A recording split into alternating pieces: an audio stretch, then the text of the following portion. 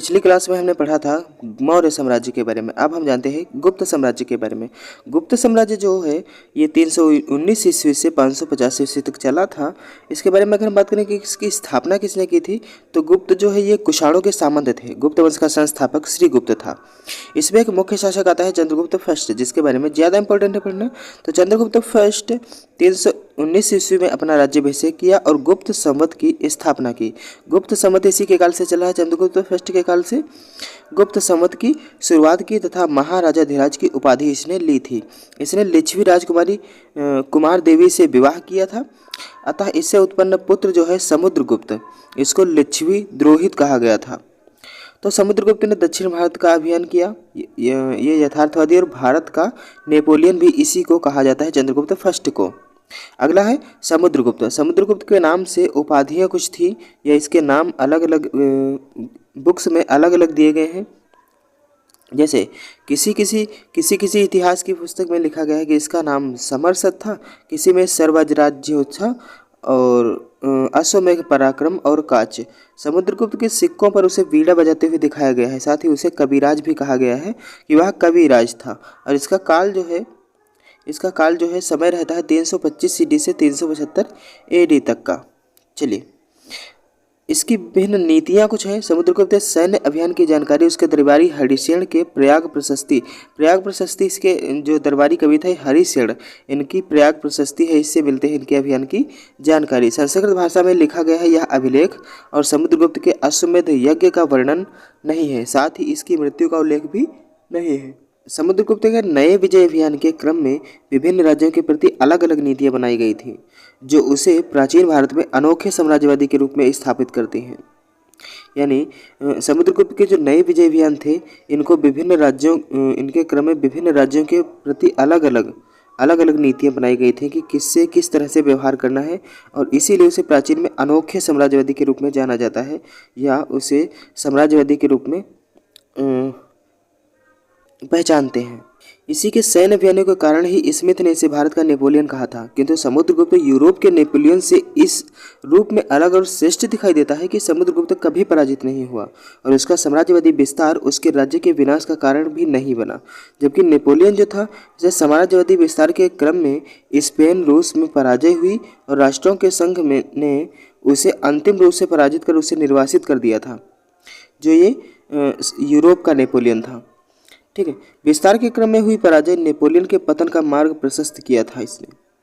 समुद्रगुप्त ने अलग अलग राज्यों के लिए विशेष अभियान के लिए विशेष नीतियां बनाई थी, अलग अलग नीतियां बनाई थी हर एक राज्य के लिए।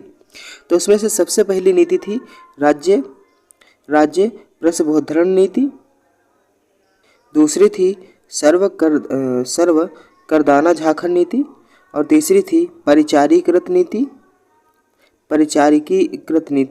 और चौथी थी कन्योपायन की नीति, और पांचवी थी ग्रहण मोक्षानुग्रह की नीति। ये जो है 5 नीतियां इसने अपनाई थी किसी राज्य को विजय या उसके व्यवहार के लिए। समुद्रगुप्त के बाद में आते हैं चंद्रगुप्त द्वितीय, या इन्हीं को विक्रमादित्य के नाम से भी जाना जाता है। इनके कुछ अन्य नाम है, जैसे देवश्री, देवराज, देवगुप्त भी इन्हीं को कहा जाता है। चंद्रगुप्त द्वितीय ने वैवाहिक संबंधों के माध्यम से अपनी शक्ति का विस्तार किया था। उसने नागवंश की राजकुमारी कुबेर नागा से विवाह किया था। तो इसी तरह वाकावट वंश में अपनी पुत्री प्रभावती का विवाह किया, तो वही कदम्ब वंश में अपने पुत्र कुमारगुप्त का विवाह किया था। अतः वाकाटक वंश के सहयोग से पश्चिम भारत के शकों को पराजित किया, और इस विजय के उपलक्ष्य में चांदी का सिक्का उसने जारी किया था। चंद्रगुप्त द्वितीय कहे तो विक्रमादित्य ने मेहरौली में एक लौह स्तंभ का निर्माण करवाया था, और चंद्रगुप्त द्वितीय के दरबार में 9 रत्न थे, जिनमें प्रमुख कालिदास, वराह मिहिर, अमर सिंह, धन्वंतरी आदि, ये सब उसके 9 रत्न थे। अब चंद्रगुप्त द्वितीय के दरबार में ही चीनी यात्री एक फाहियान आया था, जो 399 ईस्वी से 414 ईस्वी तक रहा था।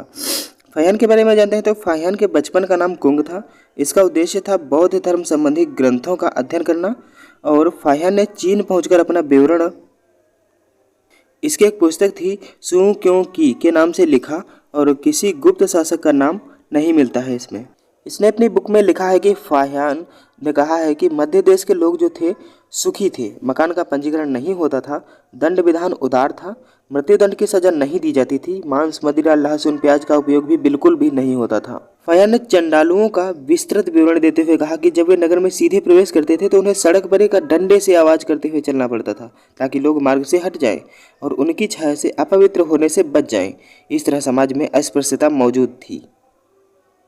फाहियान ने कहा कि उस समय जो है लेन देन जो है कौड़ियों में होता था, लेन देन कौड़ियों का प्रयोग होता था लेन देन के लिए। कपिलवस्तु, श्रावस्ती, कुशीनगर उजड़ गए थे, जो व्यापार में गिरावट को सूचित करता है। अगला है कुमारगुप्त फर्स्ट या महेंद्रादित्य इसी को कहा जाता है। इसने अश्वमेध यज्ञ किया। यह कार्तिकेय का उपासक था। शैव धर्म कार्तिकेय है, शैव धर्म का उपासक था। इसके सिक्कों पर मयूर की आकृति बनी हुई है। कुमारगुप्त ने नालंदा महाविहार की स्थापना की, जिसे नालंदा विश्वविद्यालय भी कहा जाता है, और इसको ध्वस्त किया था किसने? बख्तियार खिलजी ने। कुमारगुप्त के समय मंदसौर अभिलेख की रचना उसके दरबारी वत्सभट्टी ने की, जिसमें उल्लेख है कि रेशम बुनकरों की एक श्रेणी ने अपने व्यवसाय को छोड़ दिया और धनुष बाण बनाने लगे। इस विवरण से भारत रोमन व्यापार में गिरावट का पता चलता है, क्योंकि भारत में रेशम की मांग जो है कम होने से रेशम व्यवसाय से जुड़े लोग अपने पेशों को छोड़ने के लिए बाध्य हो गए थे। अगला एक इसमें आता है राजा स्कंदगुप्त के जूनागढ़ अभिलेख से पता चलता है कि उसने हूण आक्रमणों को पराजित किया था। इसी अभिलेख में जूनागढ़ के गवर्नर पर्णदत्त एवं उसके पुत्र चक्रपालित का उल्लेख है, जो गिरनार का प्रशासक था। उसने सुदर्शन झील की मरम्मत करवाई थी। इसके बाद में आता है शासक एक नरसिंह गुप्त बालादित्य। यह बौद्ध मतानुयायी था। इसने हूण शासक मिहिरकुल को पराजित किया। मिहिरकुल शैव मतानुयायी था, जिसको इसने पराजित किया था। अगला एक शासक था भानुगुप्त। मध्य प्रदेश में स्थित भानुगुप्त के एरण अभिलेख से सती प्रथा का उल्लेख मिलता है। इसी तरह सती प्रथा की जानकारी यह प्राचीनतम अभिलेख साक्ष्य है, जो एकमात्र है। अब अगर हम गुप्त साम्राज्य के प्रशासन की बात करते हैं तो गुप्तकालीन जो प्रशासन है इसका स्वरूप जो है मौर्यों की तुलना में केंद्रीकृत नहीं था। अधिकारियों का वेतन नगद और भू राजस्व में दिया जाता था। कुमारमात्य सर्वोच्च प्रशासनिक वर्ग था। पहले प्रांत को भुक्ति कहा जाता था तथा प्रांत का जो प्रमुख होता था वह ऊपरी कहलाता था। किस काल में? तो गुप्त काल में। नगर परिषद में व्यावसायिक समूह शामिल किए जाते थे। इस परिषद में शामिल समूह इतने थे: नगर श्रेष्ठ, सर्थवाह और प्रथम कुलिक, प्रथम कायस्थ। तो जो नगर श्रेष्ठ है ये नगर श्रेणी का प्रधान होता था। सार्थवाह ये व्यापारिक काफिले का प्रधान होता था। प्रथम कुलिक जो है प्रधान शिल्पी होता था और प्रथम कायस्थ जो है प्रधान लेखक होता था। उसमें गुप्त काल में पहली बार दीवानी एवं फौजदारी कानूनों की विस्तृत व्याख्या हुई। प्रथम विधि निर्माता बृहस्पति को माना जाता है। गुप्तकालीन समाज में चतुर्वर्ण की व्यवस्था मौजूद थी और अनेक उपजातियों का विकास हुआ। इसी क्रम में ब्राह्मणों की उपजातियों जैसे गुजरात में नागर एवं राजस्थानी में श्रीमाली विकसित हुई थी। वर्ण व्यवस्था के आधार पर न्याय किया जाता था। न्याय के लिए दिव्य परीक्षा ली जाती थी, जिसमें वर्ण के अनुसार क्रमशः तुला, अग्नि, जल एवं विष की परीक्षा होती थी। इसी तरह दंड में भी भेदभाव कायम था। जैसे चोरी करने पर ब्राह्मण को सबसे अधिक और शूद्र को सबसे कम दंड दिया जाता था। इस काल में कायस्थ जाति का उद्भव भूमिदान के कारण हुआ। कायस्थ पहले कारणिक रूप में लेखन कार्य से जुड़े थे। भूमिदान की प्रवृत्ति बढ़ने से उनके प्रबंधिक आंकड़े जो है उसको सुरक्षित रखने के क्रम में कारणिकों का महत्व बढ़ा और उनकी संख्या में वृद्धि हुई। यही करके कायस्थ जाति के रूप में सामने आए। इनके उदय से ब्राह्मणों को चुनौती मिली, अतः इनके बीच तनाव बढ़ा। अब इसकी आर्थिक संरचना की अगर हम बात करते हैं पहले से थी, तो गुप्त काल में विदेशी व्यापार में गिरावट आई थी, क्योंकि केंद्रीकृत रोमन साम्राज्य का विघटन हुआ उस समय और वहां पर सामंती संरचना स्थापित हुई। तो दूसरी तरफ रोमन लोगों ने रेशम उत्पादन पद्धति को चीन से सीख लिया, अतः भारतीय वस्त्रों की मांग में कमी आई। साथ ही भारत के अंतरिक्ष क्षेत्र में सामंती संरचनाओं का विकास हो रहा था, जिसके कारण व्यापार सीमित हो गया था। अब जो गुप्त काल में किसानों पर कर लगता था उसे उद्रंग कहा जाता था। इस काल में नारद ने भूमि को 3 भागों में बांटा था। एक थी आर्द्रकिल, जहाँ 1 वर्ष तक खेती ना की जाती हो उसे आर्द्रकिल, और खिल जहाँ 3 वर्ष तक खेती ना की जाती हो उसे, और वन भूमि जहाँ 5 वर्ष तक खेती ना की जाती हो उसे वन भूमि कहा जाता था। तो 3 भागों में उसको बांट दिया था नारद ने। अगला है अमर सिंह द्वारा लिखित अमरकोश नामक ग्रंथ में भू स्वामित्व के लिए निवि धर्म का उल्लेख हुआ है, जिसका अर्थ है भूमिदान ग्रहीता को सदा के लिए भूमिदान देना। कुषाण ने इसके लिए अक्षय नीवी धर्म शब्द का उल्लेख किया है।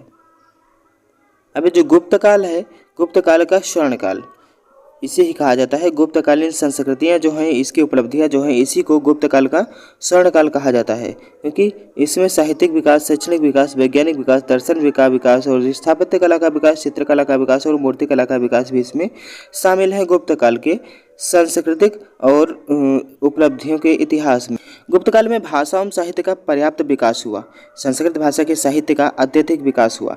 इसी काल में नारद, पराशर, कात्यायन, बृहस्पति ने स्मृति साहित्य की रचना की। प्राचीनतम स्मृति जो है मौर्योत्तर काल की मनुस्मृति है। इस काल में भी वेदांगों का अध्ययन शिक्षा का प्रमुख विषय था। वस्तुतः उत्तर वैदिक काल के अंतिम चरण में लोग वैदिक मंत्रों के वास्तविक अर्थ को भूलने लगे थे और कुछ लोग मनमाने ढंग से उनकी व्याख्या करने लगे थे। ऐसी स्थिति में उनकी शुद्धता को कायम रखने के लिए सही व्याख्या करने की आवश्यकता हुई उस समय। तो इसी कारण से 6 वेदांगों का विकास हुआ, जिसमें से एक शिक्षा, कल्प, व्याकरण, निरुक्ति और छंद, ज्योतिष, ये 6 जो है वेदांगों की रचना हुई वेदों को समझने के लिए। चलिए,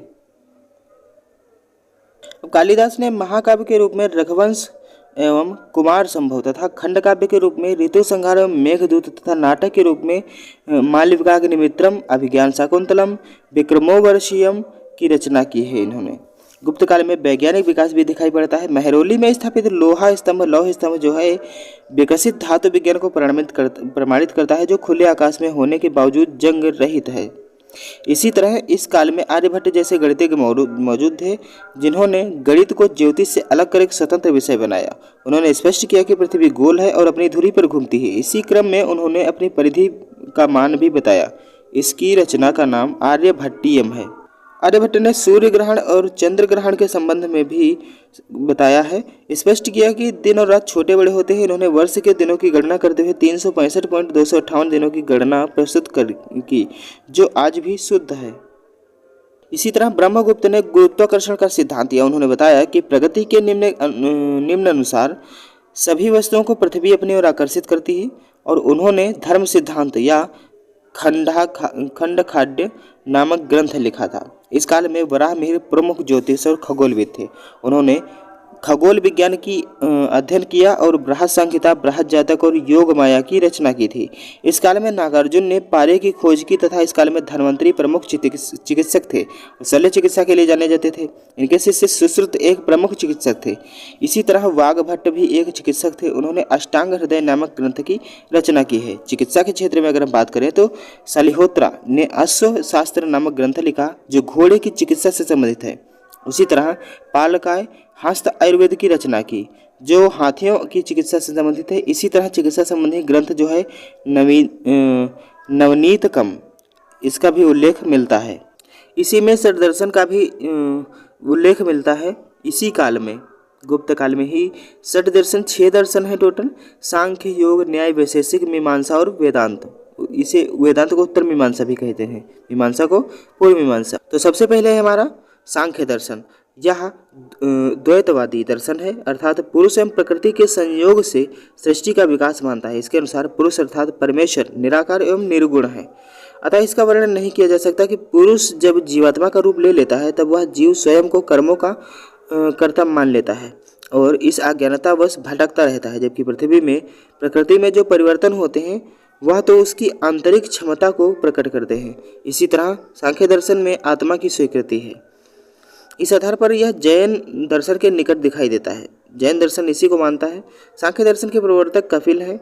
इस दर्शन से संबंधित पुस्तक सांख्य कारिका है, जिसकी रचना ईश्वर कृष्ण ने की है। दूसरा है योग दर्शन। इसके प्रवर्तक पतंजलि हैं, जिन्होंने योग सूत्र की रचना की। इनके अनुसार जो पहले से प्राप्त है उसे योग कहते हैं। वस्तुतः योग के माध्यम से इंद्रियों तथा चेतना को नियंत्रित किया जाता है। इस तरह योग नैतिक, शारीरिक और मानसिक संयम का मार्ग है। इसके द्वारा मनुष्य चित्त के नियंत्रण से निकलकर स्वयं अपने नियंत्रण में रखता है। अगला है न्याय दर्शन। इसके प्रवर्तक अक्षपाद गौतम है।